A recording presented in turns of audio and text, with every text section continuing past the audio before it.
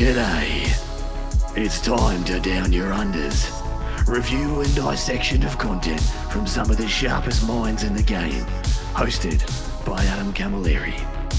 Art of War. Down Under.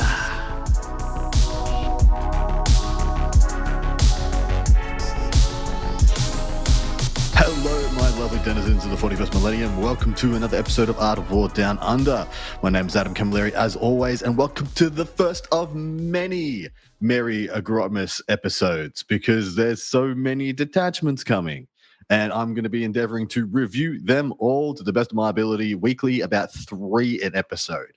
So I do apologize, because as we get towards the end of this advent calendar, it might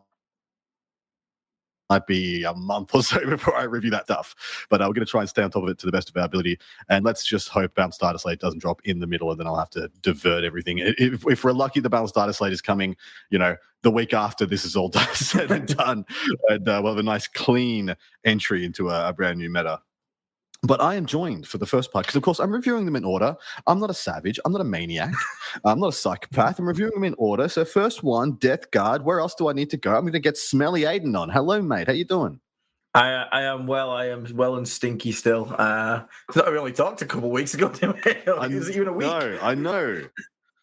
Thanks, G-Dub. I just did a State of the Chaos super faction, and then you just freaking just invalidate my content. Thanks so much. I appreciate it deeply. But no, in reality, I am pretty grateful for this stuff. It's very rare for G-Dub to be like, everyone gets a detachment for free, digital, online. You just have to wait for your day to come around. What do you think of this system, Aiden? It's cool in a sense, everyone's going to get something. That's really cool, and obviously gives people something to look forward to every day, because I'm checking Warhammer Community at 12 o'clock every day, so working fine like that. There's also the slight concern of you're about to insert about 30 new ways to play the game into the game in a month span, and we have, obviously, as competitive players, our initial thing is, oh, cool, new things, and there's that voice in your back of your mind, though, it's like, what if one of them's turbo broken? Yep. And man, with so many coming in, you can kind of bet that there will be some good stuff. You got to assume, right? Yeah. But for the balance of the game, I really have great concerns about what the LVO meta is going to look like in Uprising in Australia and stuff like that. It is going to be get ready with the bleep button, a shit show. Thank you very much for bleeping that, Seamus. Going to be an absolute one of those, and I'm along for the ride. It's going to be a lot of fun, but where no one's going to know what's up and down and left and right and everything else. I am happy London happens in September. Yeah. You guys can be the guinea pigs. You go figure it out. That's it, mate. There are certain events that happen every year where you just always know it's going to be a bit of a mess. LVO is one of those. Every year you're like, ooh. I mean, WTC is one of those every year as well, because every 3 years the WTC happens the month after a new edition, and so you're just like, oh man, that's a mess. But as always, guys, you can grab a part 2 of this podcast out on Patreon at Art of War Down Under. It's going to be myself. So I have my 3 guests lined up already. In fact, I've already recorded the Dark Angels episode with Jeremy Atkinson, because I had him on for the stat check episode, and the Dark Angels came out. I'm like, reel him back in. So I've recorded that one already, because he only had a window yesterday, so I already done that one. But this one's first. You listen to this one first, because like I said, I'm not a psychopath. And yeah, so we're going to be reviewing Death Guard, Dark Angels, and then Tyranids. I have the beautiful Stewie Trainer from Australia, who's been on before to help me review either Tyranids and or Grey Knights, and he's going to help me review the Tyranid Warrior Detachment. But jumping into the Death Guard goodness, my man, what is your hot takes off the cuff? How do you feel about it? I'm very torn on this one. I don't really know what to think about it. I mean, I do know what I think about it, and I've been quite harsh on it, I'll be honest. But I don't think my harshness on this attachment isn't because of the detachment's fault. Mm-hmm. I think it's to do with what the baseline Death Guard are working with once you remove Plague Company. So I'm with you, and my issue is that I feel like this is a thing that is going to happen with a lot of the armies that only have an index detachment. Mm-hmm. So, for example, let's just say Votan. Let's just say Death Company. Death Guard. Let's just say whatever. Your detachment has existed for 12 months and gone through 12 months of tweaks, buffs, etc., to make it the well-oiled machine that it is right now. Because you guys are an A-tier faction, according to the metrics. Yes. To think that you can just have a brand new detachment slapped in and it's going to be comparable to, in my estimation, Death Guard and Votan are two great examples that they almost have 1.5 detachments as their index detachment because it has been buffed so extensively. Yes. Yeah, that on a one-to-one comparison, no other single detachment, I think, is going to trump it unless it's absolutely busted. And that's kind of my issue with a lot of the comparisons going on right now. So grain of salt out there. Is that something that you resonate with as well? Yeah, and this is the thing. I mean, so Votan's another great example. When people have forgotten the dark times of the launch of 10th edition, but when that happened, Death Guard hit a staggering, amazing, eye-watering 34% win rate.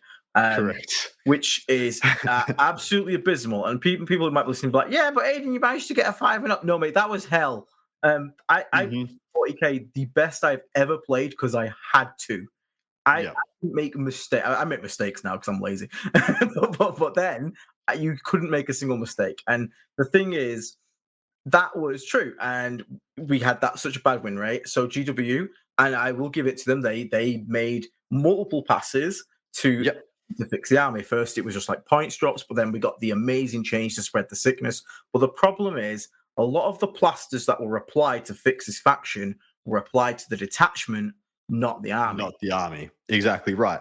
And so when you get a new detachment, you look at it and look what you already got, you have gained so much, like you said, almost patch fixes, like almost additions, patches onto your index detachment, that it's not surprising to me that people looked at this one and they were like, that's not enough.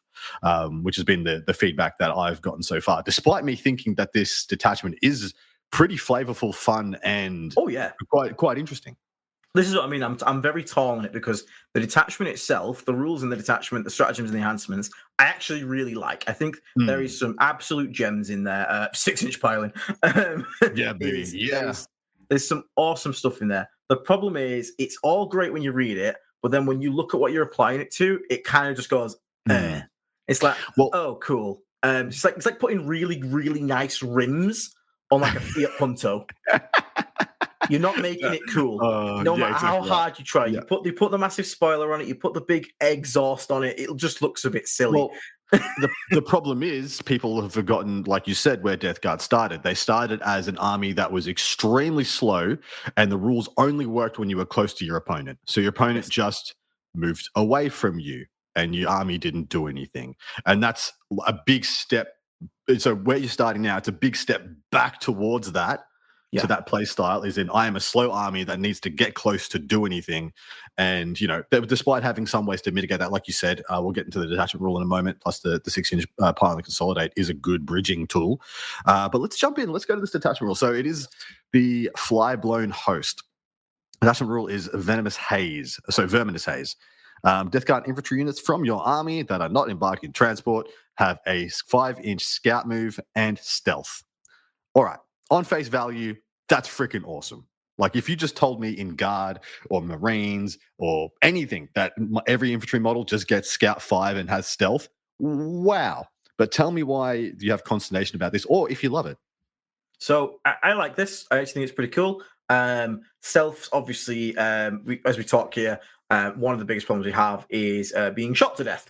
So having stealth on every single unit, especially all your infantry units. Obviously, this is a detachment that is obviously incentivizing infantry, and that is fine, by the way. I am totally fine with detachments being like, hey, this is the all infantry kind of like build, because that's what makes detachments cool. They're very different. This is not the combined arms detachment, which is fine. So stealth, I mean, don't get me wrong, it's always permanent -1 to hit on your entire army. You can't complain about that. You just can't. I use the stealth stratagem from Play Company all the time. I'll spend 1 command point to give some -1 to hit. So you tell me I get for 3 on everything? Cool. Sorted. Happy days. Then obviously you got your Scouts 5, which is people. I will caveat one thing. People who think this solves Death Guard's mobility issue, it does not. But what it does do is it helps you get to the places you want to be in the first turn, like the mid board, the staging places. It helps you get there. People for some reason are like, oh my god, Death Guard is so fast. No, you get 1 boost to 5-inch movement, but it is still a good thing the main thing I take away from this really is the stealth. The stealth is obviously the quite nice bit, but the scouts just lets you get to those mid-board, those staging points, the areas you want to be on, the objectives especially, sooner, which is quite important in an army that obviously moves slow, and in an army where you're kind of disincentivized from taking those fast units like bloat drones, things like that. Because if this was just stealth for your infantry, you'd probably still be taking like a lot of like bloat drones, but the same thing, you'd feel bad for it because you're like, oh, that doesn't actually get any benefit at all from this. Whereas now you can just take the infantry and know, like, first turn, these terminates are going to move 9, these plague marines are going to move 10 minimum, because obviously advances. But yeah, I like it. It's good. It's good. All right. First of the enhancements, droning chorus, 15 points. Death Guard infantry model only. I think every single one of these is Death Guard infantry model only, so we don't need to read that again. Range weapon equipped by the model in the models in the bearer's unit have the assault ability. Quite good. Not bad. 15 points. Where would you see this finding a home in a Death Guard army? Like, what characters does it go on? So, the easy one that sort of comes to mind is something like obviously you can put on Plague Marines. The problem is Plague Marines' best weapons are melee weapons.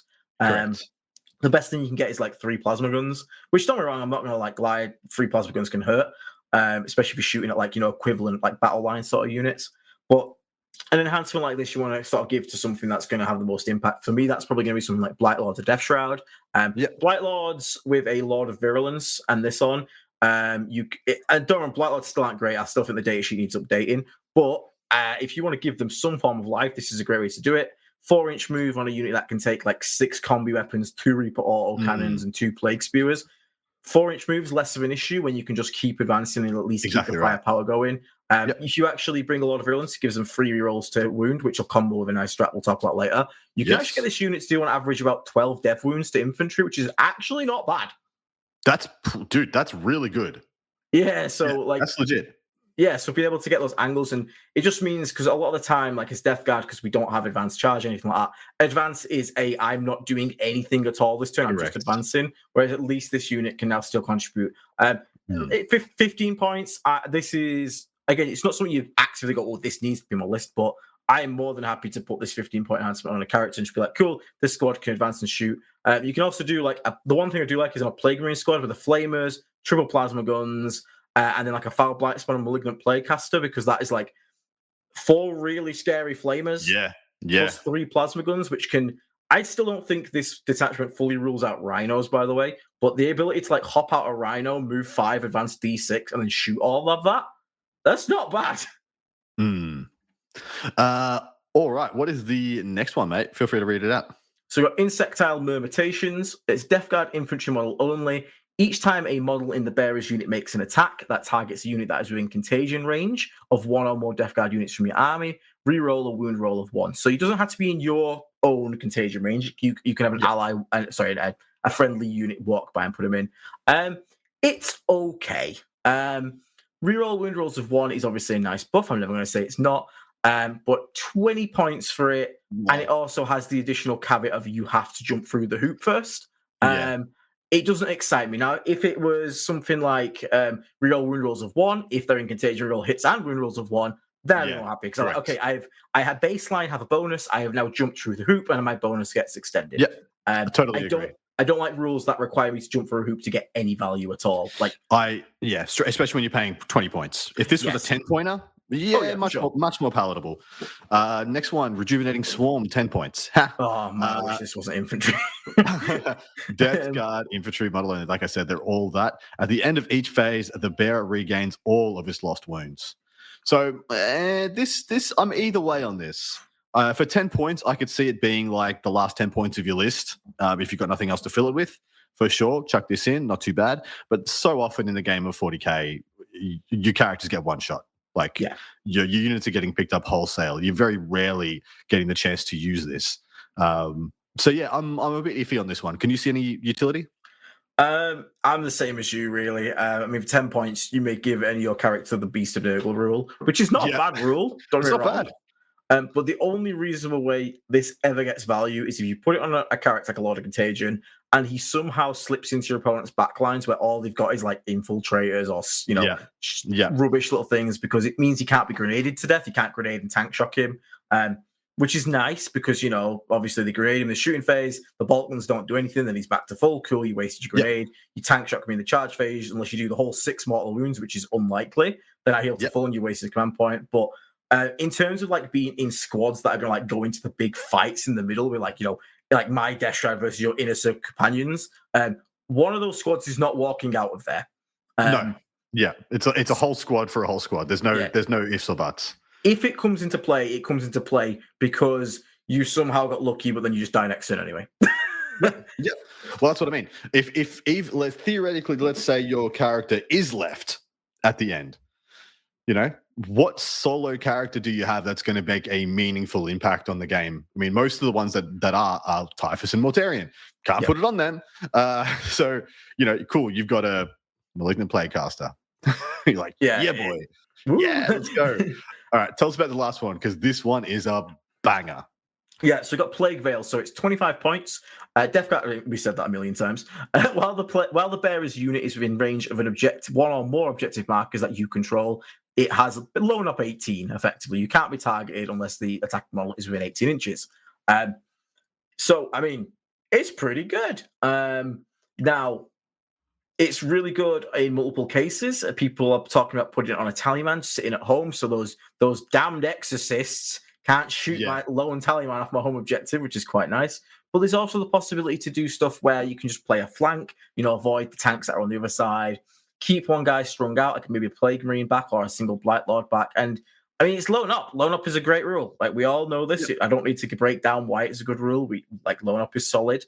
It does become a bit board dependent because maybe there's certain maps where there's no real line of sight that's more than 18 inches long on like WTC boards where they're quite dense. But it's one of those where if you look at the terrain for an event you're coming up and there's a really horrible mission where, there's a fraction of the objective behind the wall and the rest of it's on the other side of the wall, right out in the open, then you're going to be happy you brought this for 25 points because now you can go and sit on that side of the wall, and not get shot at, which is great. And especially if you set it up where you've got guys in midpoint, so if someone wants to come within 18, they can then reactively charge that unit and stuff like that. So yeah, it is good. It's 25 points. It's not breaking the bank. And I definitely think this can be either used, like worst case scenario, like I said, guy on home if you're really worried about it, Exis indirect. But best case scenario, if you get some good map layout for it, you can actually get quite a lot of value out of this. I totally agree. And I've seen a lot of people already talking about chucking this on 10 Blight Lords, and I actually think that's the incorrect choice. I think you want this on 5 Blight Lords or 5. You want this on a small, cheap unit, and you want to use that unit as a lodestone and chuck it on your expansion objective immediately. And then be like, well, nothing in your army is easy to kill. There's no guardsman that you can put this on. Although if I could chuck this on 20 Poxwalkers, I might. But even just 5 Plague Marines with the character of your choice on just scouting and then advancing onto an expansion objective. And then you position your Death Shroud, your Blight Lords, your countercharge things in between them on in staging points. And that unit's now unassailable. You've just got that objective now against a lot of armies. And that seems awesome. Getting 10 Blight Lords to maybe not get shot turn 1, because that's what you're doing. Because then if you're not using them in the midboard, you've just got a 300 and whatever point unit probably or closer to 400 point unit with a character that's not being used. If my opponent rocked up with 10 Blight Lords and decided to stay outside to 18 inches of my army with their Blight Lords so I couldn't shoot them, I would let them. Cool. I would straight up let them. Stay right there, mate. We're totally good. I'm just going to go everywhere else. You're fine. I agree. Those things want to be up in your face, causing trouble. And also, I also want them to be shot because there's another stratagem we'll get to later on, which makes them more durable. So the more firepower they eat, the less everything else is getting shot. Whereas if they just can't be shot, the guy's just going to shoot the one thing they can shoot, which is not what I want to happen. Everything else is going to get dunked. All right. First of these stratagems, nauseating paroxysm, 1 CP at the start of your fight phase. Sorry, start of their fight phase, my bad. 1 Death Guard infantry unit from your army. Are they all Death Guard infantry units? Yes. Indeed, except for the last one, which has a second rider. But so it's just Death Guard infantry. That's engagement range of one of my enemy units.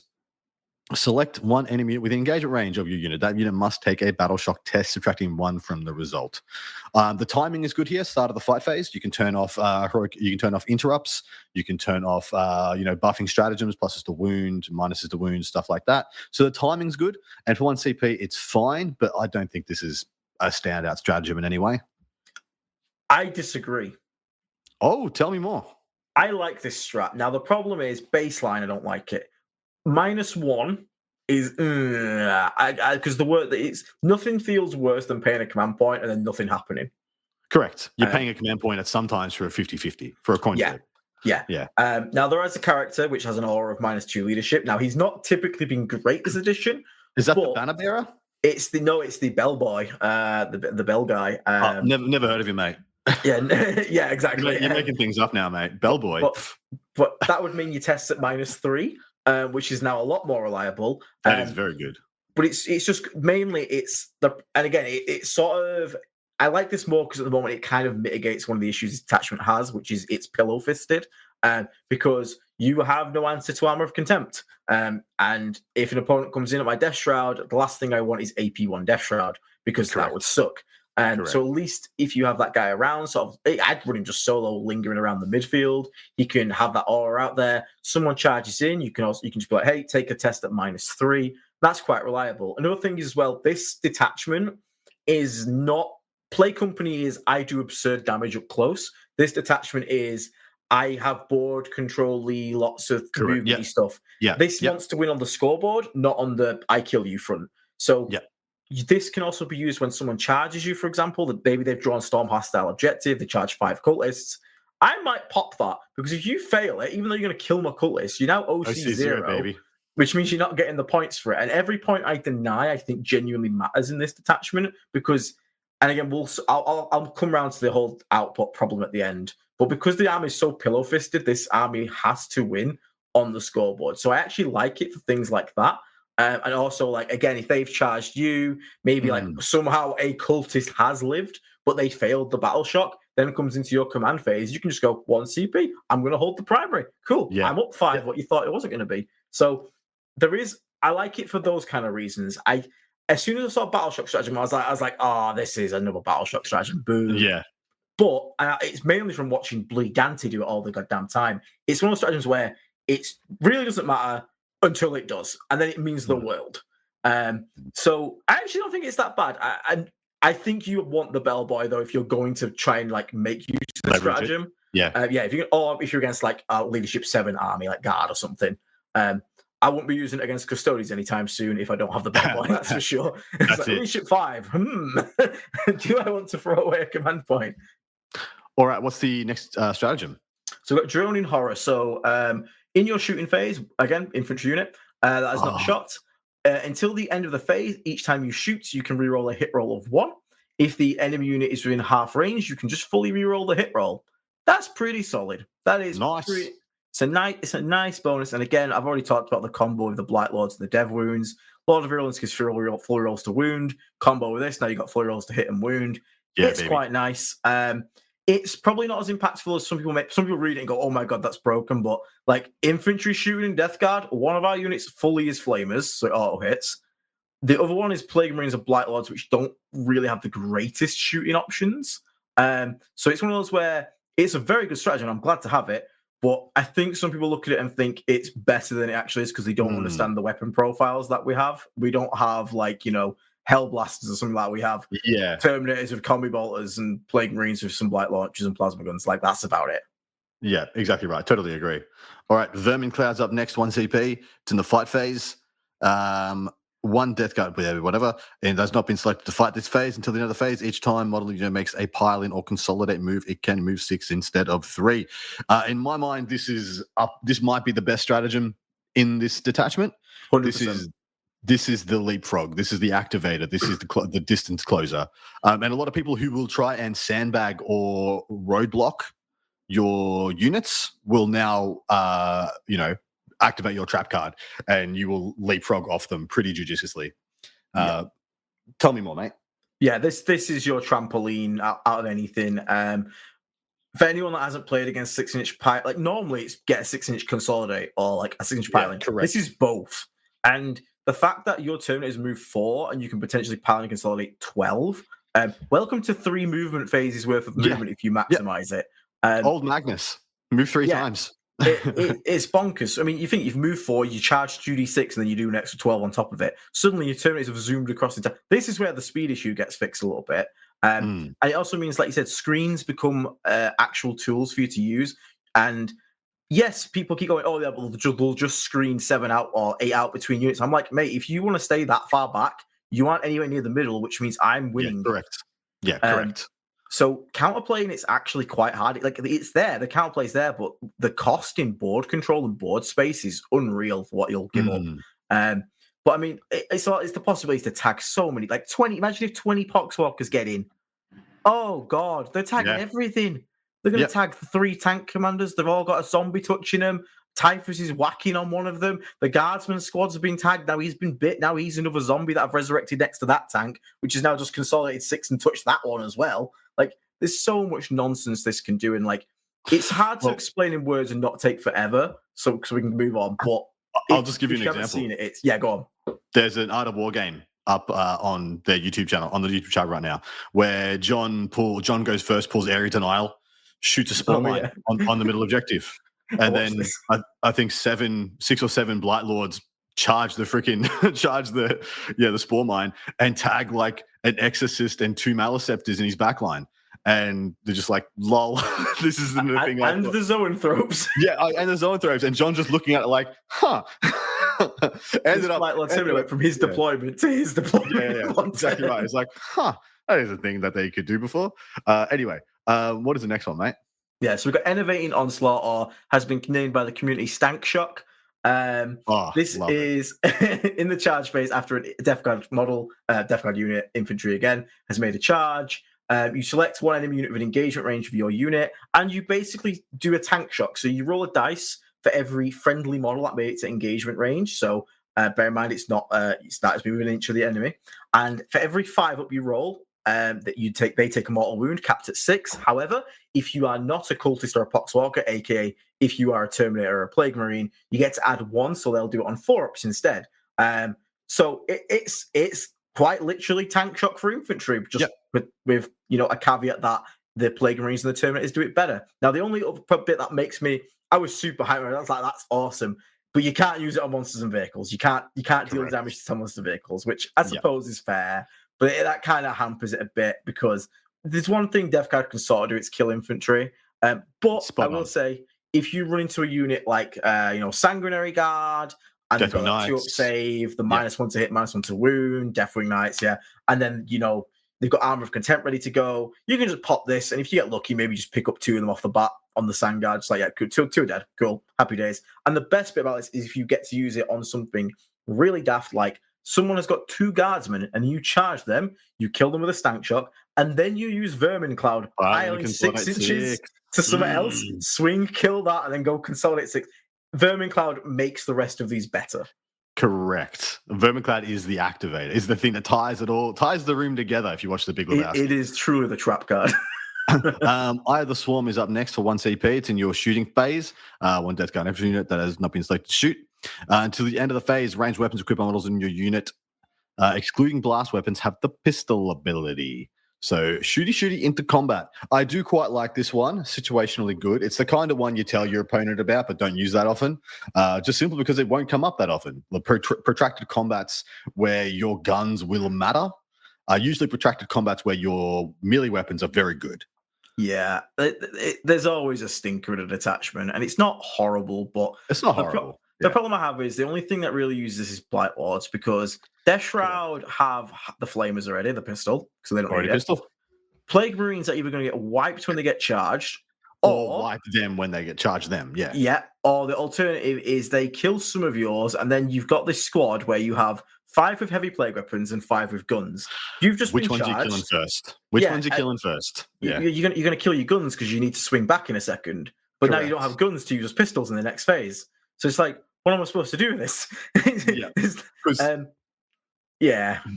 Because this looks very good on paper, but then you think about the reality, the implications, the logistics of its use, and you're like, this is probably the worst of the bunch. Yeah, I don't see it.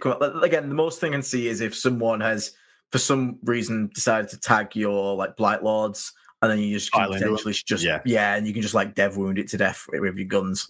But this is the rest of them I can see being used pretty much every game. This one is like once every blue moon. So here's the only time I think it works good. Because you have Vermin Cloud, baby. you kill them in combat on their turn, and then you pile in and consolidate and tag something else, and then in your shooting phase, you shoot them dead and declare another charge. Vermin Cloud truly is the enabler. It ties the room together, baby. It ties it all together. All right, tell us about the last one. So, Mythic Invigoration. So, it's in your opponent's shooting phase. When one of your infantry units is targeted, that is within 6 inches of a Mythic Blight Hauler. You basically get transhumans. So, you get -1 to be wounded if your opponent's strength is higher than your toughness. It's a nice little bonus. Makes you want to bring them Mythic Blight Haulers. Good on Blight Lords because it basically gives them the Death Shroud rule, which is quite nice. The rest of it, actually really annoying on Poxwalkers as well. -1 to be hit, -1 to be wounded. Poxwalkers are 5 up feel no pain. Does not. People don't understand how much damage that thing can potentially absorb, which it has no right to for a 100-point unit. So actually really like it there on Blight Lords. Plague Marines, again, give or take. It's nice to have, but I'm not looking actively to use it on Plague Marines. I'm actively looking to use it on annoying things like Poxwalkers or even like Cultists can be really annoying with -1 to hit, -1 to wound. Well, if someone's deep struck in the back with like just scouts or a Calidus assassin or something like that, you just like decide to keep your home objective for 1 CP. Stuff like that's really good. Yeah, it's one of those. Do you use it all the time? Not really, because you probably bring a lot of Death Shroud and they have it anyway. But I think it's a reason to at least bring them 1 Mythic Blight Hauler, and it's mainly for my Poxwalkers and the Blight Lords. Because if I'm running them, I want to run one of these just so I can. This list wants to be annoying. It's not I kill you. This is an annoyance list. This is a flying around your head, denying your primary. So having something to make your opponent's life and mental maths even harder on top of the stealth. Yeah, I'm all game for bringing at least 1 hauler. Easy done. Well, dude, on that note, we're going to go over to our rating system because that is the entirety of the detachment reviewed in great detail. Thank you very much, Aiden. All right, out of 10, how happy are you, and do you think Death Guard players should be with this detachment? Of course, 10 being highest. Okay, this is a really weird one. I think it's weird because we're an index. In terms of like happiness, I'm probably like a 6 out of 10, and it's not the detachment's fault. It's just you lose all output for party tricks, as I call it, and they're very good party tricks.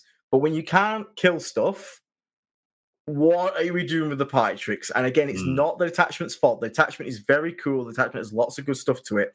But until our base data sheets get the fixes that they've needed since the start of the edition, which is only going to come with a codex, I think when the codex comes out, if those things get addressed, this instantly jumps like an 8. Instantly. Like at minimum becomes an 8. It is a good detachment.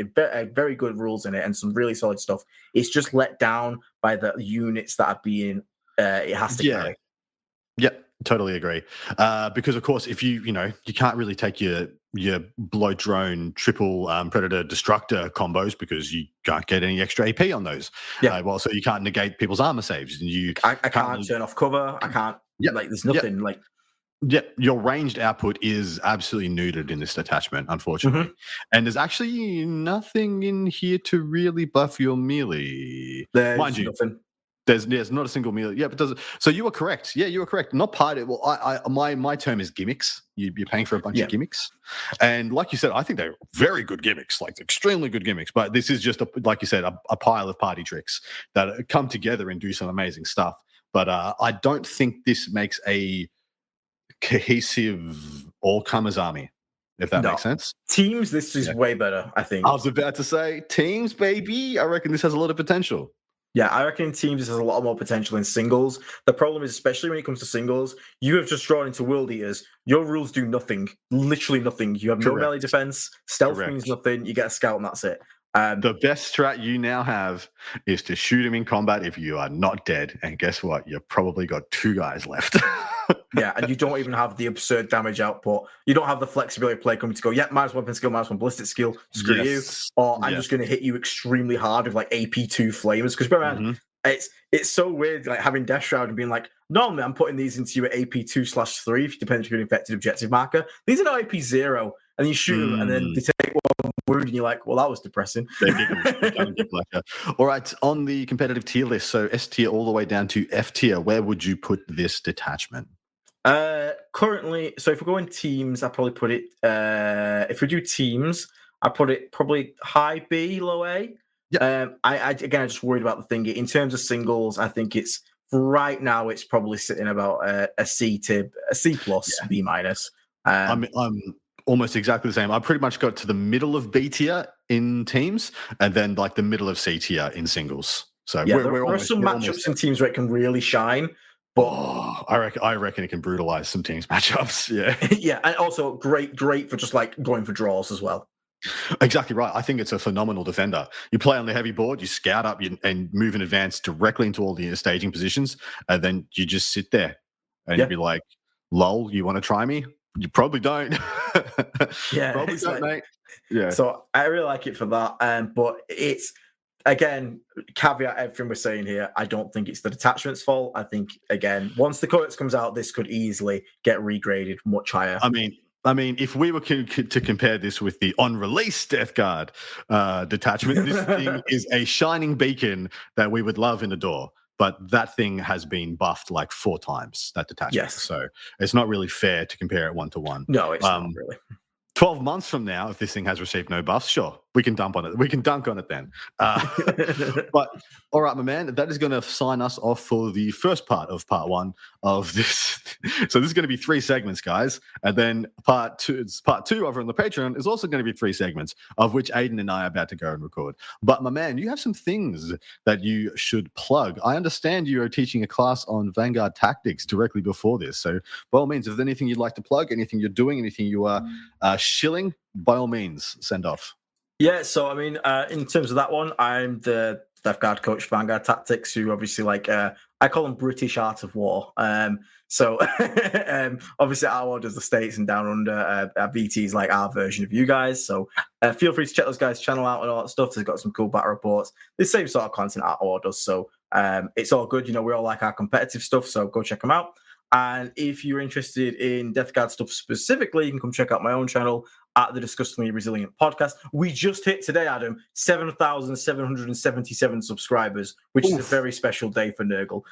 So Nurgle rejoice. Nurgle rejoice. So if you want to come and learn some more things, I am, despite ragging on this detachment a bit, I am playing this for the next 4 months because my goal is to get a 4-1 with this in singles. Well, when you've only had the same one detachment to play for 12 months. Yes, exactly. Why not?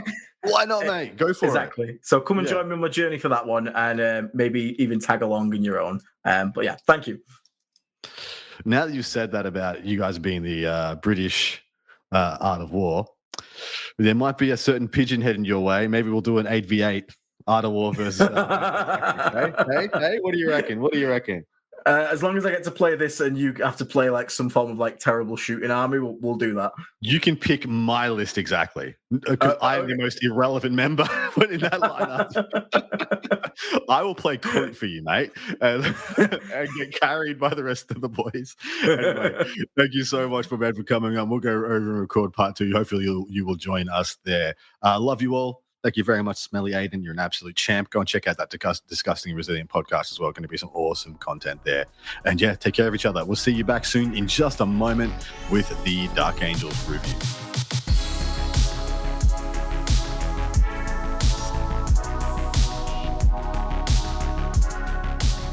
Hello, my lovelies. Welcome back to the second segment of this show. You've just heard the dulcet tones of Smelly Aiden and I reviewing the new Death Guard detachment. And now we're here with a fellow son of the Lion. Jeremy is back. You heard him last week. He's back again because he's one of my mad lads who lost the first Legion. And we're going to review the Dark Angels detachment because we're doing them in order.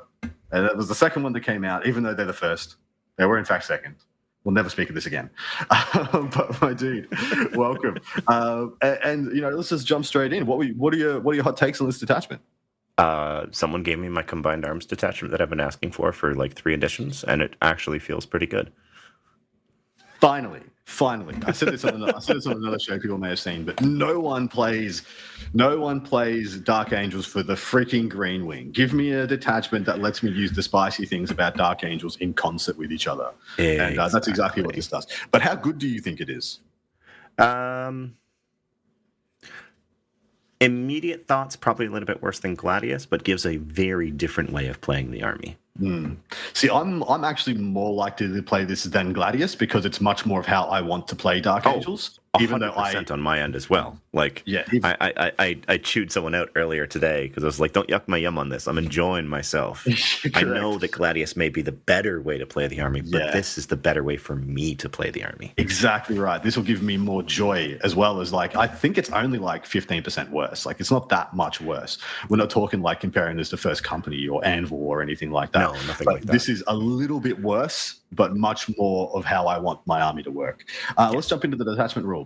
The Lion's Claws. Each time an enemy unit, excluding monsters and vehicles, with an engagement range of one or more of your Raven Wing units from your army falls back, all models in that enemy unit must take a desperate escape test. When doing so, if they're battle shocked, subtract 1 from those tests.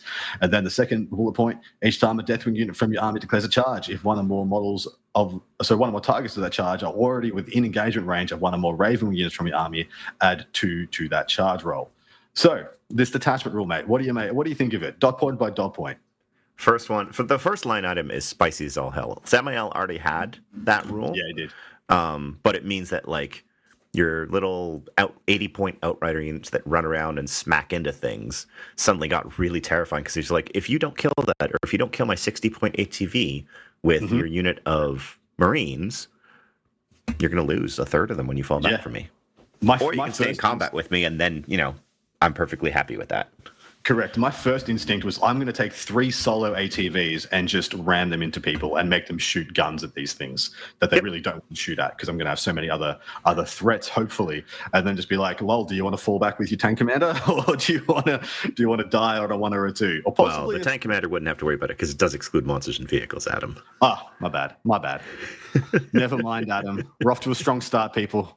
Deleted channels. But no, I think it's really it's definitely fun because the second bullet point makes you want to have Raven Wing in engagement range with enemy units to amp up your Deathwing charges, and +2 to charges. Definitely not something to underestimate. 7-inch from reserve with the CP possibly. It's quite spice. You can definitely threaten people with that. I mean, I would argue at times like, if you got the CP to spare, like you take an Azrael and you got lots of CP, Ingress is just better a lot of the time. But this is the kind of thing you like to tell your with an Ingress, this makes you charge unfailable. Exactly right. Exactly, I was about to say. If you Ingress, you can't fail. Really, you move 5. You move 5. You have a 4-inch charge. Hey, look, you roll Snake Eyes, you still go. You're in, baby. So yeah, pretty exciting. First of the enhancements, tell us about it. All right, so first one is just a nice all-rounder. This one is Adepti's Astartes model, so you can put it on anyone you want. +1 damage to the bearer's melee weapons. 15 points? 15 points. Where does this find a good home, do you reckon? It finds a good home in a few different spots. The first one that comes to mind is the Ravenwing Champion. Yeah. In the Ravenwing Command Squad, because you're probably going to be rocking 1 or 2 of those in your army. They're 12 wounds of T5, 3-up save, 5-up invuln, and they can res a model every turn. They're a character, they're a leader unit, and they get they heroic for free. They get +1 to advance and charge rolls. All of these things are just all of this is just gravy, and they lead Outriders or Black Knights. So they just unlock the ability to bring those little cheap squads as a blade of wounds for them that then come back, and then that champion just goes to town on people. I think it pumps them up to 6 attacks at 6-1-3 or 6-2-3. I think it's 5 or 6-2-2. And so to be 2-3 on that, so that's pretty sexy. Other one I thought of is just like because of course if you're going to be going for 7s from reserve, having a Terminator Captain with +1 damage who just gives innate rerolls to charge, so you wouldn't have to spend your CP. Not a bad place, especially if you decide to take a fist or even the sword to go and damage. The other one that it's just very solid on is a regular Captain leading Assault Intercessors coming out of an Impulsor. Doesn't have the Deathwing keyword or anything like that, but with Finest Hour and wound rerolls and then oaths, you can slam that guy into someone and he will. It's not like quite the Blood Angels Captain, but it's also every single time he activates, he's 3 damage, and that is real nice. Real nice. By the way, the champion is 6 attacks at 5/2/2 base. Yeah. Ha! I was right. You said 5, but going on. I said strength 5. We'll watch back. We'll watch back. We're 1 for 1 right now. You corrected me on the monsters and vehicles. Lord of the Hunt, another one that's 15 points. Raven Wing model. The bearer's unit is able to shoot and declare a charge in turn in which it fell back. And you can re-roll Desperate Escape test taken for the bearer's unit. Considering you're going to want to be charging with your Raven Wing to activate the Deathwing side of your detachment rule, this isn't the worst thing. Like if you went in with say a unit of 9 or unit of 6 Black Knights with a command squad or not, and you got stuck in with something, and then you thought the cavalry was going to arrive that turn with the 7-inch to kind of bail you out or make sure the thing died, and you kind of failed the 7. Well, if you survive the next turn, you can just bail out, I guess. Yeah. But for 15 points, I'm not sure I'm taking this one.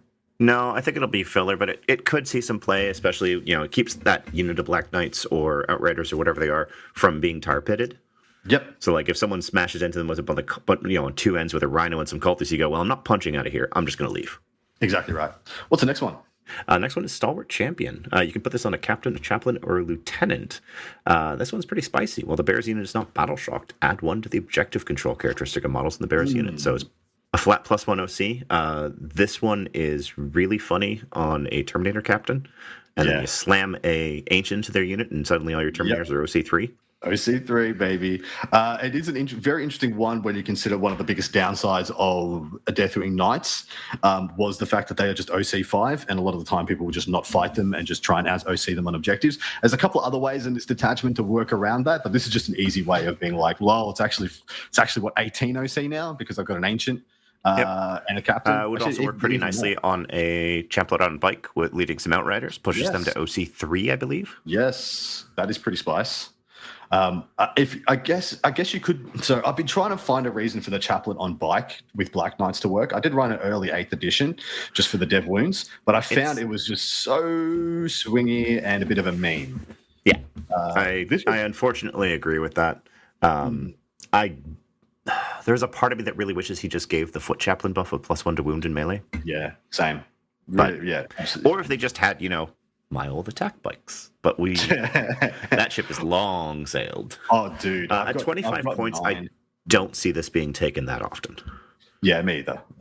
What's the last one is 20 points. It is for a Deathwing model only. Once per battle, at the end of your opponent's turn, if the bearer is not within engagement range of 1 or more enemy units, the bearer's unit can use this enhancement. If it does, remove it from the battlefield and place it back into strat reserve. So once per game, uppy downy on a Deathwing unit.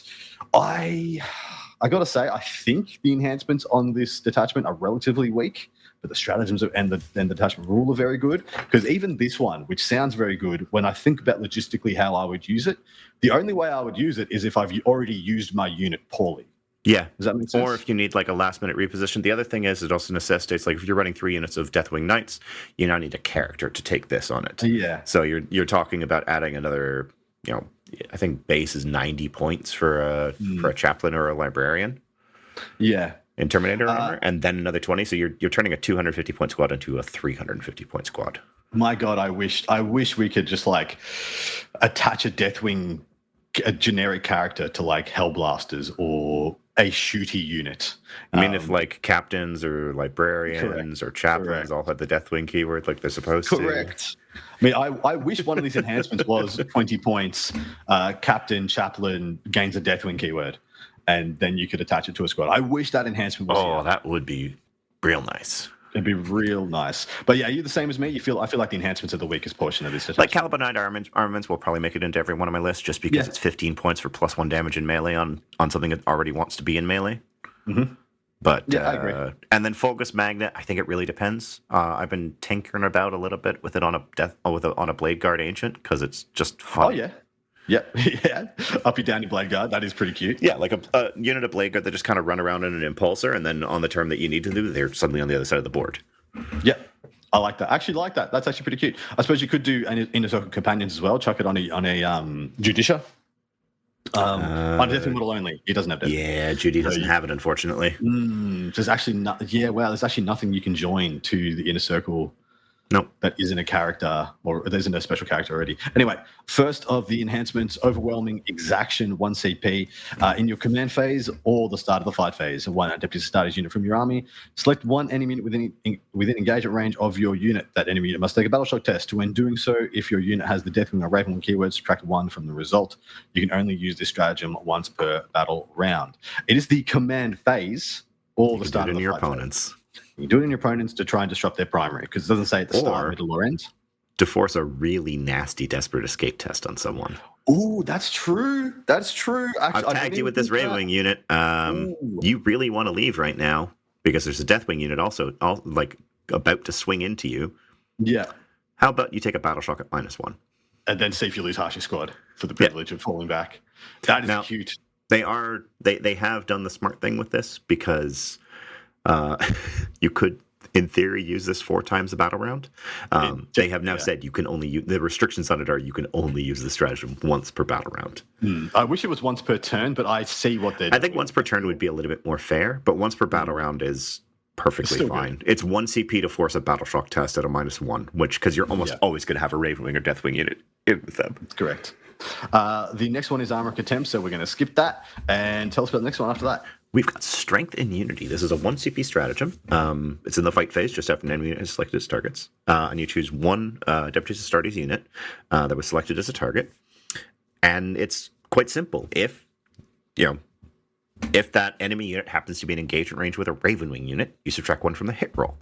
If that enemy unit happens to be in range of a Deathwing unit, you subtract 1 from the wound roll.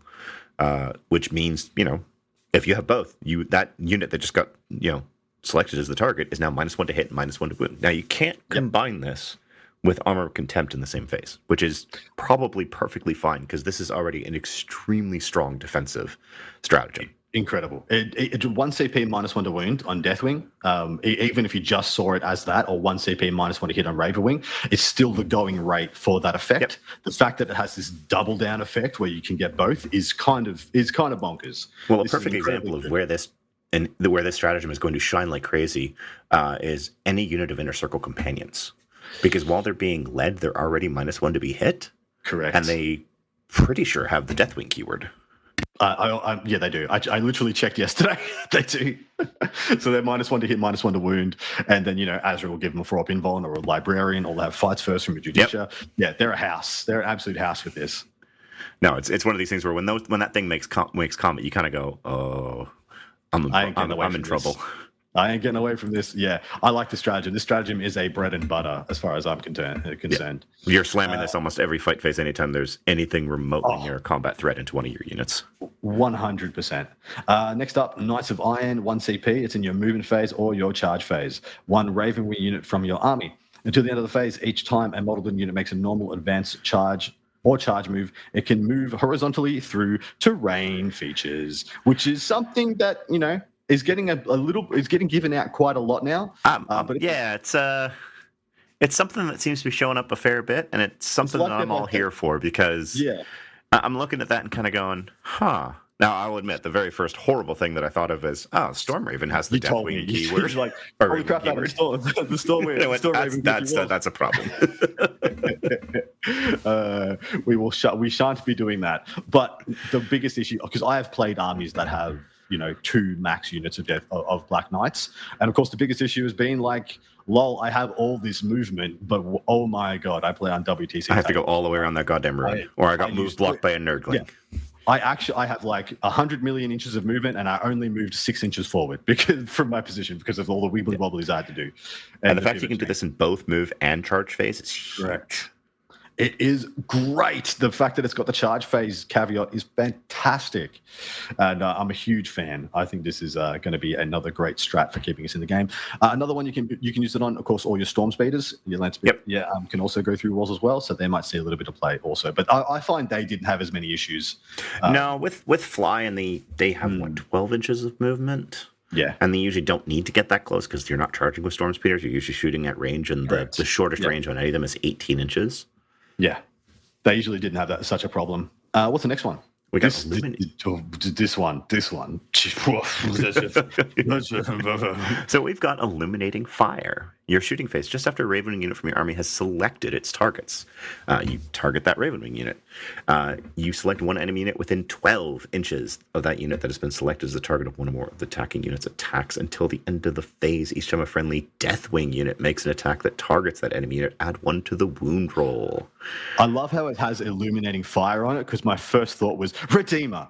Oh my god, +1 to wound Redeemer. This is not okay. For the listeners who are not aware, the two big things that gain Deathwing in a Dark Angels army are Dreadnoughts and Land Raiders. Mm-hmm. And so now have +1 to wound with a Land Raider Redeemer, or if you want to shoot 3 Ballistas at someone, here's +1 to wound with 3 Ballistas. Yep. And it's each time, it's 1 CP for every Deathwing unit to get +1 to wound that targets that unit. It's not like choose a Ravenwing, choose an enemy, and choose a Deathwing. No, it's correct. Usually a third or half of your army. Yeah, they're dead. It's so dead. It's actually kind of disgusting. This strat is... the flavor text on this is also just... I want to shout out the background team or whoever it is that wrote these flavor texts, because they are just so beautiful. On this one, it's Ravenwing units. Vehicles tear across the battlefield, identifying priority threats and targeting them with volleys of killing fire. The storm of blazing fury serves as a beacon for the wrathful battle brothers of the Inner Circle who strive to bring final judgment to the foe. Yes.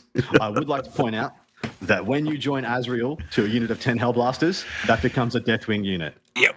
And one of the only issues, because I've been an absolute Hellblaster and Azrael stan. That's one of my favorite units. And people have been like, it's not that good, yada, yada, yada. Shut up.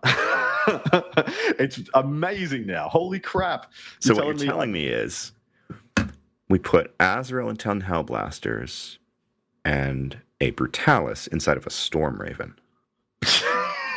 I was thinking Azrael inside of the Redeemer, but fair.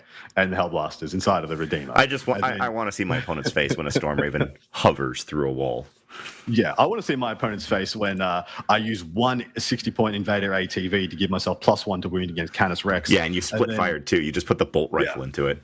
Yeah, just a little pissy bolt rifle, and then the multi-melter can go somewhere else, and then the Redeemer just kills Canis Rex, and then their next knight comes out, kills the Redeemer, and then the next little ATV nonsense makes the Hellblasters kill the next big knight, because they'll have 23 shots at rapid fire range with Azrael's 3, and yeah, you rerolls to hit, baby, and of course you can add an apothecary in there if you wanted to res some dudes back. You can do a bunch of other and you get sustained from Azzy.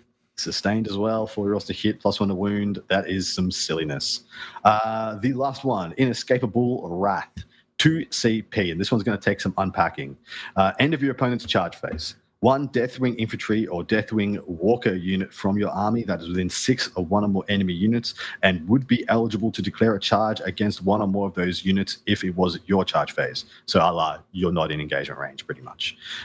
Your unit now declares a charge that only targets 1 or more of those enemy units, and you resolve that charge. Note that even if this charge is successful, you do not receive any of the charge bonuses, so you won't get to fights first. This is wild. It's 2 CP, and praise be that it's everyone 2 CP. Remember the old heroic intervention? Correct. That was game breaking in 8th and 9th. Well, guess what, boys? We got it back. It's back in POG form. And POG is in it's the play of the game. You can no longer snipe an objective off of a Deathwing unit sitting there going, we just towed onto this objective and put 3 OC and you only have 2. Real sorry about that. And the Deathwing go, no, we take that personally. 2 CP, slam. Yeah. Yo, see you later. You can't have it. This brings up a multitude of different issues, because between this and heroic intervention, this list can become an extreme psychological pressure list. I'm not sure it's going to have the aggressive speed all the time. Like if you just, your Ravenwing stuff gets killed early or whatnot, you're just going to be playing a slow Deathwing army. But the fact that this is one of those ones where you just tell your opponent you can do this every turn, and it fundamentally tells them and changes how they have to play the game. Yeah. No, it's terrifying. Yeah. This detachment has 3 absolute bangers for stratagems. Strength and Unity. Actually, it's got 4. Going through walls with Ravenwing units. Sorry, it's got 4. And this I would say Overpowering Exaction is the only one that's it's okay. average, but it's still good. Exactly. Yeah, I'm very happy to have it, but it's the other 5. The other 4 are very much I'm going to slam pretty much almost every single one of these once per game, if not more. At all times, I will windmill slam this in. And in addition, let's say you got 3 CP, you got 5 Deathwing Knights on an objective, and someone just decides they want to out OC you with something properly terrifying. Like, let's say, I don't know, Magnus and some Zangors or some crap. And you're like, okay, if I charge them, I have to charge Magnus. That's bad. But lol, I'm going to charge Magnus and spend strength in Unity, and Magnus is going to be -1 to wound me. And then I'm just going to 4-up, invuln, lol, going to make it through, and we're going to be fine. Then I'll get to kill the Zangors. I really wish Magnus didn't also have +1 to wound. Yeah, I know. I'm working. I was trying real hard to figure out a combo, something that's actually scary in melee that you can survive through that. I mean, a perfect example of this actually would be if someone, like a Sanguinary Guard unit is probably the best example of that. Yeah, that's a great example. Because that's a unit that will actually get hurt by both the -1 to hit and -1 to wounded, something like that. That's true. Well, even the -1 to wound, they'll go to winning on 4s with their strength 6, they'll go to strength 7, because they won't have charged you, actually, so they won't have the buff either. But they will get to hit you first. But it doesn't matter. Like, this is... I love this detachment. I'm going to play this detachment a lot, and I'm going to love it. All right, mate. So that brings us to the end of the review portion. Time for us to rate this bad boy, give some final thoughts, and then go record another 20, 30 minutes over on part 2. But out of 10, how happy are you, and how happy do you think Dark Angels players will be with this detachment? I would give this a solid 8. I would go one further. Actually, no, yeah, I'd give it an 8. I'd give it an 8 because I think the enhancements are shit. Yeah, that's basically it. Like, one of the enhancements you'll probably take when you have 15 points to spare, and the other ones you aren't going to build your army around. Yeah, they used 100. They went like maximum effort on stratagems and detachment rule, minimum effort on enhancements. Which is fine, because that's it's very rare that you have a detachment that has bangers in every single one. Well, so what I would want to have seen, if they could keep all these the same, but some of these enhancements should have a second trigger. So the Raven Wing one should have a second trigger if you're like within 6 of a Deathwing unit. Like, let's say you get to advance in charge or do something extra, +1 to hit or some crap if you've fallen back within range of a Deathwing unit or something like that. And like the same as the uppy downing. Let's say if you use that deep strike off the first time you use it, if you use the deep strike and deep strike within X inches of a Ravenwing unit, you get to use the enhancement again. You get a second use out of it or something. Yeah, that'd be pretty interesting.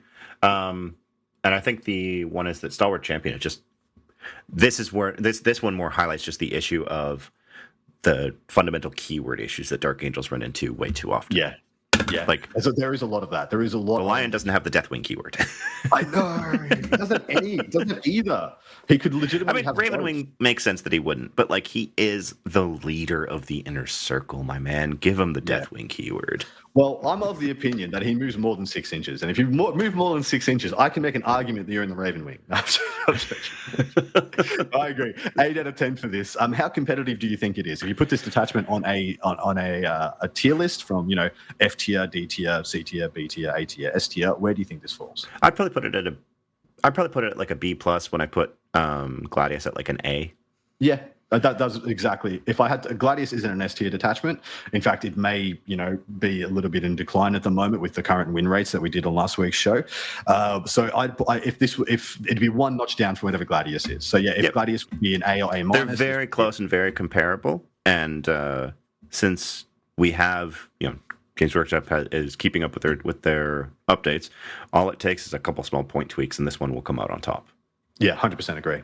All right, my man, that is us all done for this second segment of this week's show. Stay tuned. I'm going to be back with the beautiful Stuart Trainer, who's going to be helping me review the Tyranid Warriors detachment that they just received also. Jeremy, any beautiful content we can expect from you coming up for the Dark Angels that people can tune into or check out? Yeah, so I actually wrote most of the Goonhammer review for this detachment that came out when the detachment launched. I was fiddling around with the list in there, but I've been fiddling around with it a little bit more. One of the things that we're going to be doing over on StatCheck, which all of you lovely listeners should go check out, is every single week we're going to be doing a summary of what's come out in the week, which includes kind of our takes, key units within each of the detachments, as well as a sample list that's been written by one of us. And I'm going to be rewriting that Dark Angels list that I submitted for Goonhammer because I have especially after our discussion the last couple of days, I have a couple of very silly ideas. Oh, baby. Can't wait to see him. In fact, I also dug out all of my fully painted Black Knights, my half-painted Outriders, my like one painted command squad, and realizing, I might need another one. This could be interesting. Oh, mate, I have 20 Black Knights fully painted, ready to roll.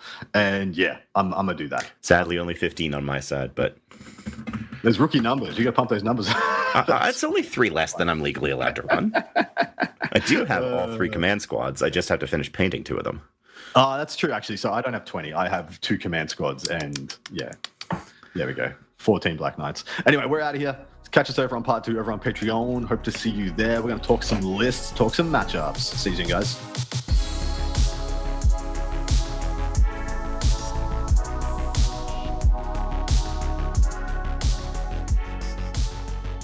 Hello, my lovelies, and welcome back to the final segment of your episode for the week. I am joined by the man who has so many arms, just so many arms. His name's Stuart Trainer. You would have heard his voice doing a lot of Tyranid and Grey Knight content with me on this channel. But hello, mate. Welcome. Thank you for having me. It's great to be back on the pod. Yeah, it's been been to talk about this exciting new Tyranids detachment. Yeah, me too. I don't quite know how to make of this, what to make of this. I talked to John Lennon and a couple other Tyranid players already, and they're either way on it. They're a little bit more down than I thought when I first read through it. When I first read, of course, not being a Tyranid expert, I'm not sure how to weigh it up. But first time I read through it, I was like, this seems, pretty good. It's a bit rough in the meta at the moment when everyone's tech to kill castigators and exorcists every turn. So there's a lot of high AP damage 3 in the meta, so just spamming a bunch of Tyranid warriors might get you tabled pretty quickly, but also what Tyranid warriors get seems to be pretty juicy. Yeah, so I would say that I'm a little bit more positive on the detachment in the sense that I kind of wasn't expecting a whole heap out of this new detachment personally. I just thought it was going to be another sort of run-of-the-mill one that we're never going to see. Man, that's such a Tyranid thing to say. The glass is always half empty with Tyranids, but I expect it to be neglected, and when I wasn't neglected, I was glad. Yeah, and look, my straight up read is that like this definitely has some spice to it. So I'm excited to at least get it on the table, and I think this will pop up in events, and it will probably have one moment in the edition where it really shines because the meta will be perfect for it. And I'm just hoping that I'll be the person that strikes at the right time. Yeah, I bet. All right, let us jump in. So the detachment rule, leader beasts, Tyranid warriors, and winged Tyranid prime unit from your army have a 5+ invulnerable save. In addition, Tyranid warriors with ranged and melee weapons gain the Tyranid warrior and battle line keywords. And while such a unit is not battle shocked, they have an OC of 3. Are these good rules? Look, straight out of the gate, the detachment rule is like almost S tier, I would call it. It fixes the main problems that we have with Tyranid warriors, which is that they generally die to a stiff breathe. You would think being toughness 5 and just having it like a 4+ save and 3 wounds would be like okay. It honestly does not fly. Isn't. Yeah, it isn't. So giving you a 5+ invulnerable save just straight away means that you're going to be so much more durable to so many threats in the game. And for that reason alone, I actually just think it's kind of S tier based on that. Whether the units it goes on are S tier units is a different story. Yeah, I agree. Like, because the amount of time a Tyranid warrior actually rolls a 4+ armor save is just never. No one is shooting them unless there's like 1 or 2 dudes left and the unit's relatively neutered and they just decided to turn their las guns that way because that's all that's left to shoot. Like, no one's destroying and beating up on these units with their bolt guns. It is literally strength 5, strength 6, AP 1, AP 2 at most. So the 5+ comes up so often. And that's why I love it. I think it's excellent. Yeah, it just means like, like a couple of las cannons now just don't like auto kill the unit. Like, you have to get a few more, which is great too. What's the first enhancement? First enhancement is Synaptic Tyrant. It's for a Neurotyrant model only, and during the declared battle formation step, the bearer can be attached to a Tyranid warrior's unit. What this effectively means is that you can give a Tyranid warrior unit +1 to hit with a Neurotyrant joining. And this is 10 points. It's only 10 points, I was about to say. So is this any good? Yeah. I'm unsure. This one is a testing one, but I do think giving a unit +1 to hit is good, and I especially like this on a shooty unit of Tyranid warriors. A squad of 6 with the Tyrant actually shoots pretty well when it gets +1 to hit because it goes from hitting on 4s to 3s. But the downsides is now that you're attaching another slow monster to a slow infantry squad. So this unit is going to be a bit cumbersome to use. But the Overwatch threat that it provides is actually pretty nice. And it starts to shoot a bit more reliably. Well, I always thought you'd see. I was always the assumption every Tyranid army would want one Neuro Tyrant for the neg to the Shadow and the Warp, for the just to make Shadow and the Warp that much more effective. I mean, they're not that expensive at 105. They're not exactly super cheap either. And I just love that like the Neuro Tyrant is like smaller and and on a is it on the same size base as the Tyranid warrior, but his toughness 8 with 9 wounds and is considered to be a monster. So I love it. It's wild. 50mm bases on Tyranid warriors is just something that I despise. All right, the next one, Ocular Adaptation, 20 points. Winged Prime only. Each time a model in the bearer's unit makes an attack, add 1 to the hit roll. 20 points are just +1 hit on the unit. Seems good. And of course, the Winged Prime will also be giving them sustained 1 also. Correct. So again, this is another one that I really think is gas on the shooty warriors. Mainly because I just don't think the melee warriors need much buffing to actually make them like okay. I think they're kind of already a decent unit, but this on a unit of like shooty warriors, when they get 2 venom cannons and 2 barbed stranglers per 6, they can just shoot from quite 36-inch range, hitting on 3s with sustained hits. I don't know, like that unit seems pretty good. So I rate this one. Yep, I think it's pretty good too. What's next? Next is Sensory Assimilation. Winged Tyranid Prime only. Each time an attack targets the bearer's unit, subtract 1 from the hit roll. It's just good. The real with this one is that Winged Tyranid Primes, you can't forget, can also join gargoyles. And they give that unit then a 5-up and vulnerable save. So you could have a 20-man gargoyle squad with an attached prime that's -1 to hit and has a 5-up and vulnerable save. Damn. That unit's surprisingly hard to take down and has a lot of OC. It moves fast, it fire and fades. It's a great unit to just harass the opponent. That unit already frustrated. Just the idea of that unit annoys me. It's got me frustrated, annoyed. Exactly. I hate gargoyles so much. Dangerous threat to just like blanket your opponent's primary and just tie everything up. Last one, Elevated Might. So that previous one was 20 points. This one is 30 points. Tyranid model only. The bearer's unit is eligible to declare a charge in a turn at which it advanced. It's a Tyranid model only, so it doesn't have to be a prime, doesn't have to be a neuro tyrant. What do you think of this? So obviously advance and charge is really good, right? But I actually really dislike this enhancement. Ooh, and the reason being is that this just should have been a stratagem because it having an enhancement that just flags to your opponent which squad can advance and charge. Nuke. Is just like, okay, you just get to measure out your threat ranges and suddenly it's not really a thing. You just know that that's the only unit that can do it. It's also quite expensive at 30 points. So, look, I think this is going to be taken in pretty much every list that you see for this detachment because advance and charge is just still so powerful.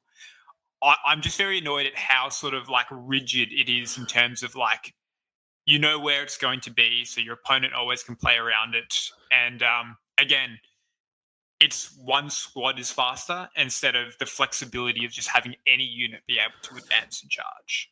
And nothing can join Raveners or Von Ryan's Lictors, can they? No, nothing can. But you could put this on a hard tyrant and have like a big squad of Tyrant Guard if you want to do that. Well. Yep. That's kind of sick. Which is feasible. Well, it's pretty expensive, but my issue is you're getting advance and charge pretty much only on a unit that moves 6 inches. And so Yeah. to your point, it's not exactly hard to measure that out and just play 18.1. Yeah. Like it's actually, what be 24.1. Or just toy with them and just constantly give them 10-inch charges and see if they'll ever just take the bait. But it's a little frustrating because It is Raveners would have frustrating, been spectacular for this. Yeah, I still think the best place to put this is just on a Broodlord that joins 10 Gene Stealers, and you can basically just have an advanced and charge threat with Scout that's outside of Vanguard. Because so you know what? In my head, I just assumed Broodlord and Gene Stealers already could advance and charge. Yeah, well, again, it's only in Vanguard that they can do that. So this gives you a way to do it outside of that detachment. So I mean, Gene Stealers and a Broodlord have been advancing and charging with me for a decade, and now you're telling me they can't. Yeah. That's pretty funny. And or double moving and whatever. You get the idea. It's just funny. I remember when Stormlord can make them run 40 inches in a turn? That was a wild time. And then overrun away after they get the kill? Yeah. I do remember that, and I never want to go back there. Yeah, all right. That's it. Of these, which are the auto takes? For me, I think the Neuro Tyrant is going to make every list, and for only 10 points, it makes a lot of sense to just be able to body it, chuck it in with a unit of shooty warriors. But which other one do you think? And feel free to disagree with me also. Yeah, so I think Synaptic Tyrant you're probably actually going to see the least, but only because, yes, you are taking a Neuro Tyrant, but I think it's just going to join a squad of Zoanthropes anyway. You're probably not going to attach it to a unit of warriors. Yep, fair. But I do want to test it out. I think it's an interesting enhancement. I think you're only going to see probably 2 of these enhancements per list, only because they're actually quite expensive, 30, 20, and 20. So, if you're probably always taking the advanced and charge. Yeah. So that's 30 points. And then I think either of the -1 to hit or the +1 to hit are good choices. It's just really going to depend on the sort of archetype you want to sort of take with this. Like if you're going to take the Gargoyle Bomb, I definitely think you take the -1 to hit. If you're not taking that, I think you're just making the warriors a bit more effective. So you're taking the +1 to hit. Well, it's actually rare for me to say that I think all the enhancements in this are takeable, but you're right. Taking them all is crazy talk because you're spending, 80 points? It's 70 if you just take the one that isn't the Synaptic Tyrant. So, yeah. Oh, that's a lot for enhancement costs. It is. It's huge. Yeah. Yeah, when most people's enhancement budgets are like under 50 points. Yeah, it's a bit. But yeah, like these are decent enhancements, though. Like that, I can sort of justify all of them, and that's a great thing to have. Yeah, it is. It's a good place to be. All right. First of the stratagems is 1 CP. It's in your shooting phase. Sorry, it's a synaptic amplification. It's in your shooting phase or the fight phase. 1 Tyranid unit from your army that has not been selected to shoot or fight. If that unit is a Tyranid warrior unit, select up to 1 endless multitude unit from your army that is not battle shocked and within 6 of it. Doesn't say line of sight either, which is nice.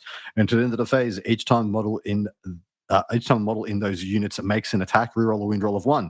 And if it's a Tyranid warriors unit, reroll a hit roll of 1 also. So 1 CP, you and an endless multitude unit, Hormigans, Termagants, whatever, get reroll once to wound, and the Tyranids get reroll once to hit as well for 1 CP. Not bad, yeah? Yeah, this is a nice little stratagem. Should note as well that all the stratagems we're about to go through are 1 CP as well. So no worries about any 2 CP shenanigans. Yep. But yeah, no, I like this this stratagem. So I think giving a 1 CP reroll ones to hit and wound to a warrior squad is it's just good. It's a really nice boost in efficiency. Again, this is probably a little bit more applicable to the shooting warriors, mainly because the melee variant, they're twin linked attacks, and the cheat rule allows them to get reroll ones to hit as well. Yep. So you're going to get way less value out of it there. But look, I will shout out that being able to give some Hormigons reroll ones to wound as well is actually quite nice, just because you're getting a flurry of attacks from those things as well. So if you're pulling a combo where you're charging in a Tyranid warrior unit and some Hormigons, they don't have to be attacking the same target as well. They can be hitting things. So you can sort of get 2 buffs for the price of 1. I think this is a nice, just good stratagem. When you need the extra damage output or reliability, you're going to use it. Beautiful. What's the next strat? Next strat is Spontaneous Hyper Corrosion. So when your shooting phase or the fight phase, it targets 1 Tyranid unit from your army. So it's not just warrior specific. and that hasn't been selected to shoot or fight this phase. The effect is until the end of the phase, add 2 to the strength characteristics of ranged weapons equipped by models in your unit, and add 1 to the strength characteristics of melee weapons equipped by Tyranid warriors and winged Tyranid prime models units in your army, in the unit. This is baller. This is a great stratagem. So adding 2 to the strength for ranged weapons, and again, on any Tyranid unit, just hits so many good breakpoints. So like zone troops can go to strength 14 on their lances. So suddenly they're like wounding all kind of Titanic units on the game on 3s. Yep. Exos go to a strength 11, which is a massive breakpoint and much better. Much better. Really cool shout as well. It puts a Tyranid effects to strength 20, so it wounds T10 on 2. I mean, look, I don't think you're going to do that often. Cute, yeah. Cool. It's cool that you can. And yeah, so there's, look, I could like list all the different data sheets that this is applicable to, but like, yeah, this is effectively +1 to wound for most units shooting at the targets they want to be shooting at, which is awesome. The add 1 to strength in melee is for only warriors and winged primes. Yeah. And look, when this hits a breakpoint, you're going to be happy that you've got it, basically. And it does push Tyranid warriors to strength 7 because they're synapse creatures, they're going to get +1 innately. Yep. So yeah, with 4 rerolls to wound, if you're the regular melee warriors, like strength 7 4 rerolls to wound basically means that you're wounding everything in the game minimum on 5s with 4 rerolls to wound. Yeah, I agree. I like this a lot. I think this may be the best stratagem in this detachment, but we will see. Next one is Restorative Impulse. It's in your command phase. One Tyranid warrior unit from your army that is below starting strength. Return a model. That's not a character to your unit. Yep. Doesn't say how many wounds, so you got to assume it's with full wounds. And yes, yeah, awesome. Wounds, yeah. Awesome. And look, this is one of the few times you're going to be really happy that you have a 50mm base. Because, yes. you know, when you include the 2-inch coherency and then like a 50mm base, like you actually gain a lot of extra movement for this. And again, because this is a detachment, you're OC3 on your warriors. So this can be used to do some really cool primary shenanigans to just regrow a warrior. Correct. And gain control of the objective, reach an objective you couldn't before. Give you a little bit of a speed boost to go in a certain direction you want to go to. So, yep, I think this is a good stratagem. The downside is you have to still have a unit of warriors still alive. So you want to make sure they're not getting killed outright. Next one is Synaptic Micronodes. When your movement phase, target 1 Tyranid warrior unit from your army. Select 1 objective marker you control that is within range of. That objective marker remains under your control until your opponent's level of control over that objective marker is greater than yours at the end of a phase. This one is, look, reading it again, this is actually a lot better than I thought it was. And mainly because of the timing. So this is in your movement phase, right? So what you can do is you can sort of shoot out a unit of warriors onto your expansion objective, spend 0 CP because you're going to be within 12 inches of your Hive Tyrant. Yeah. So now sticky that objective, which means if your opponent can't reach that objective, they can shoot you off the objective as much as they want, but you're still going to have those primary points. So the fact that this is movement phase over command phase is actually really good. So you can do some cool stuff with this. It would be awesome if it was like you could sticky in your opponent's movement phase as well instead of just yours. But this has some utility. Well, for this reason, I think 1 unit of just 3 warriors, the cheapest warriors with those shooty warriors, probably would make, I mean, if I was building this, would make my list just for the option to do this turn 1 on the middle or the expansion objective and just be like, lol, out, bang. If they die, whatever, it's 70 points. Who cares? Yeah, spot on. So, I like this. You're not going to use this every turn, but when you use it, it's going to be impactful. Yeah. Next up, Parasitic Payload. It's in your shooting phase. One Tyranid Warriors unit with bioweapons. Until the end of the phase, a ranged weapon equipped by models in your unit have ignores cover, which is excellent. It's essentially just +1 AP. After your unit has resolved its shooting attacks, select one enemy unit hit by one or more of those attacks. Until the end of the turn, models in your unit cannot have cover. So you're stripping cover and having ignores cover. And pretty much the way you want to do this is all your big guns shoot at the target you actually want to kill, and then your crappy 2 guys in your unit that have crap guns shoot at the thing that you want to kill next with your exocrines and whatever. But I think this is a fantastic stratagem. This is an awesome stratagem. It also means that you don't have to take Pyroballs in your list, which just means you get points to actually take more warriors, which are probably just better in this detachment.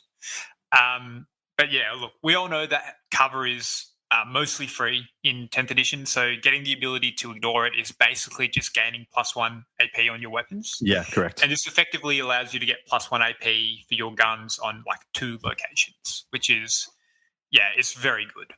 Very good. All right, what's the last one?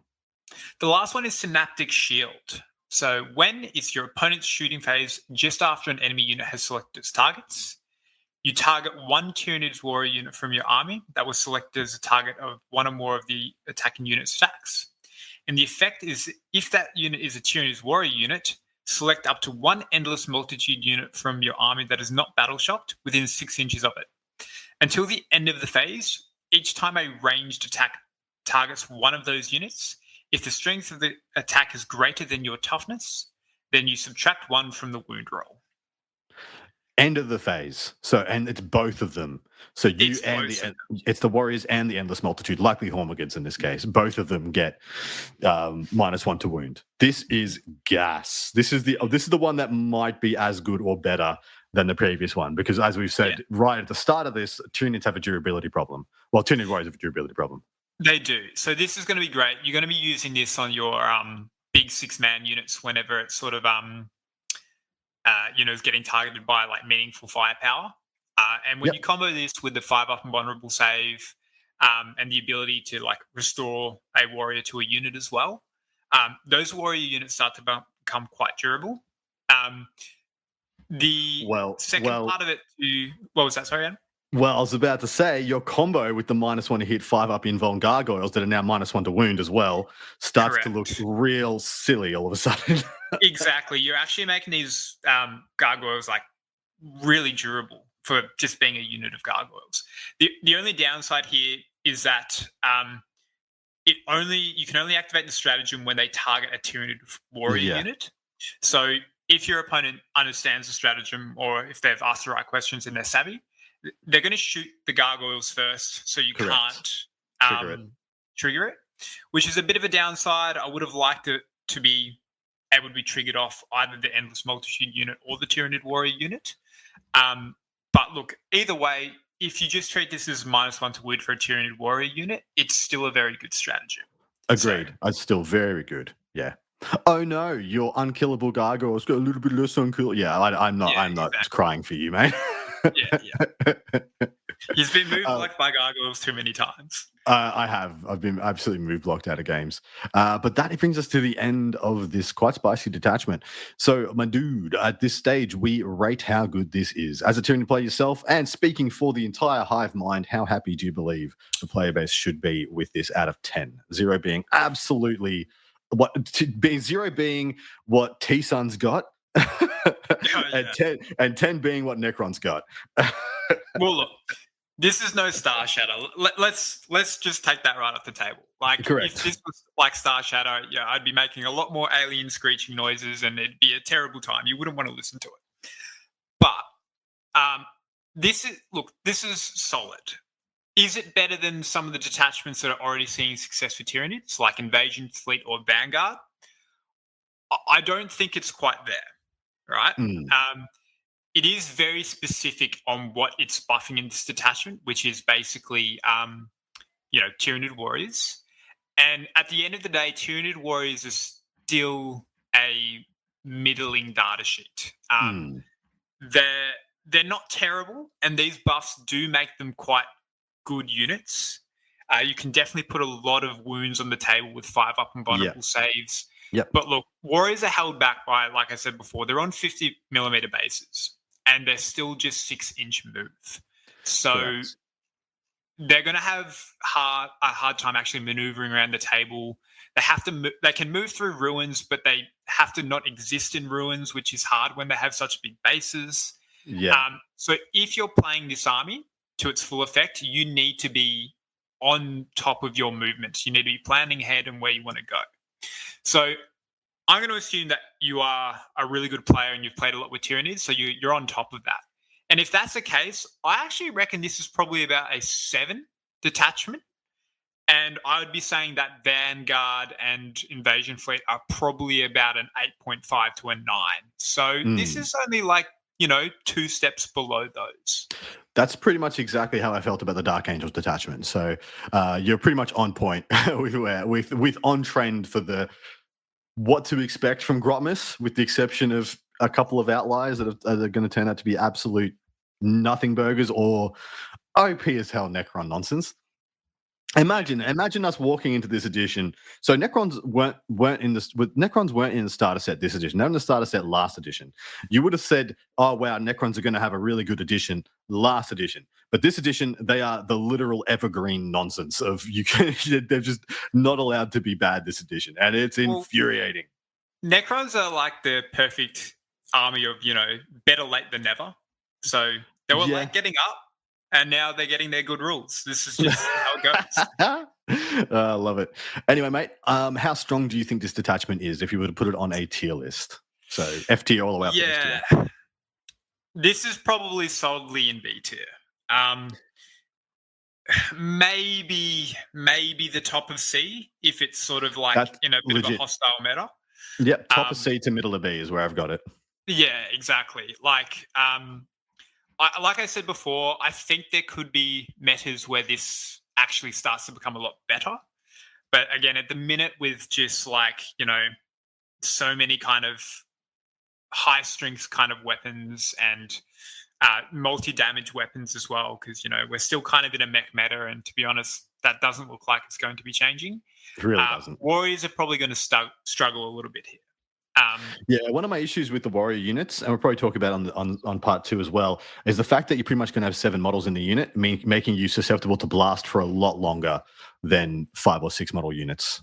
Correct. Which can be pretty rough. Necrons are going to be good. Doomsday Arcs are going to be good. Doomsday Arcs love shooting warriors, believe it or not. So, dude, flat 4 damage. Who would have thought? Yeah, exactly. Like even if we had a Necron damage, that is going to wrap us up for this segment and this episode. Hope you guys have enjoyed hearing and getting the full review from the first 3 detachments in Grotmas. We'll be back next week with much of the same with the next 3 detachments, and maybe we're going to be going into January, I think, with this one, probably even further. But hopefully there's some other spicy stuff for us to discuss. We know there's a slate sometime in the next, 6 weeks to 2 months. And that'll be inserted in, and we'll see how messy everything gets. So I was about to swear. But Stu, anything you'd like to say before we check off and go to record part 2? Yeah, I'll just do a bit of a shameless plug.